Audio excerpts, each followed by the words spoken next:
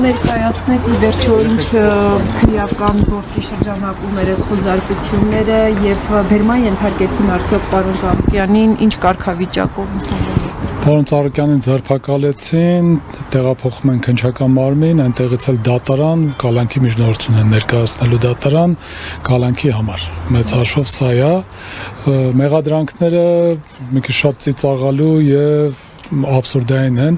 խարդախության օժանդակություն եւ փողերի լվացման օժանդակություն, այսինքն եւ մենք շատ մանրամասների մեջ չենք ներկայացնի, բայց ընդհանուր առմամբ այնտեղ որտեղ Ծառուկյանը կամ նրա հետ որևէ կերպ փոխկապակցված ընկերությունը պետքա ճանաչվեր տուժող այս դեպքում իրեն վերածել են մեղադրյալի, խոսքը գնում է հայ-իրանական համատեղ առևտրային պալատա ստեղծվել, Ծառուկյանը փորձել է նպաստել, որպեսզի Հայաստան-Իրան հարաբերությունները լուրջ զարգանան առևտրային եւ այս առումով նաեւ պետական մակարդակով այնտեղից թույլտվություններ են տվել իրենց կազմակերպությունները, որ գան այստեղ մասնակցեն եւ հիմնվի այդ համագործակցության համար համապատասխան կազմակերպությունները, այսինքն լուրջ ներդրում արել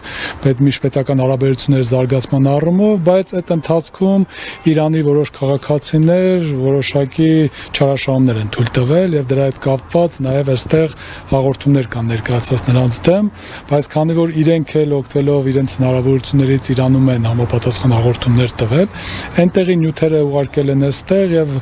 չգիտենք ինչի մեր իրավասու մարմինները պետական հիմք են ընդունել իրանական կողմի որոշակի նյութեր եւ դրա հիման վրա որոշել են որ պետք է Ծառուկյանին վերածեն մեղադրյալի